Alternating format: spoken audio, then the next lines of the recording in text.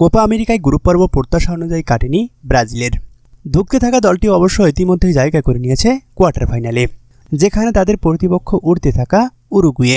লড়াইটা যে বেশ চ্যালেঞ্জিং হবে তা ইতিমধ্যেই অনুমান করতে পেরেছেন কোচ দরিভাল জুনিয়রও। 3 ম্যাচে 1 জয় এবং 2 ড্রয়ে 5 পয়েন্ট নিয়ে ডি গ্রুপে রানার্স আপ হয় ব্রাজিল। 3 ম্যাচই জিতে সি গ্রুপে চ্যাম্পিয়ন হওয়া উরুগুয়ের মুখোমুখি হবে তারা। রোববার মাঠে গড়াবে 2 দলের লড়াই। চোটের কারণে দীর্ঘদিন ধরে দলের বাইরে থাকা নেইমারও খেলতে পারছেন না কোপা আমেরিকায়। উরুগুয়ের বিপক্ষে দলের সবচেয়ে বড় তারকা ভিনিসিয়াস জুনিয়রকেও পাবে না ব্রাজিল। এমন সব দুঃসংবাদের মাঝে এবার ব্রাজিল ভক্তদের জন্য দুঃসংবাদ দিয়ে রাখল সংযুক্ত আরব আমিরাতের উট শাহীন, যে উট বরাবরই বৈশ্বিক ফুটবল আসর নিয়ে ভবিষ্যৎবাণী করে থাকেন। ব্রাজিল ভক্তরা তার ভবিষ্যৎবাণী বিশ্বাস নাও করতে পারেন, তবে তার ভবিষ্যৎ প্রায় সময় মিলে যেতে দেখা গেছে। তার ভবিষ্যৎবাণীর ভাষ্য অনুযায়ী ব্রাজিল বনাম উরুগুয়ের মধ্যকার ম্যাচে ব্রাজিলকে হারিয়ে সেমিতে যাবে উরুগুয়ে।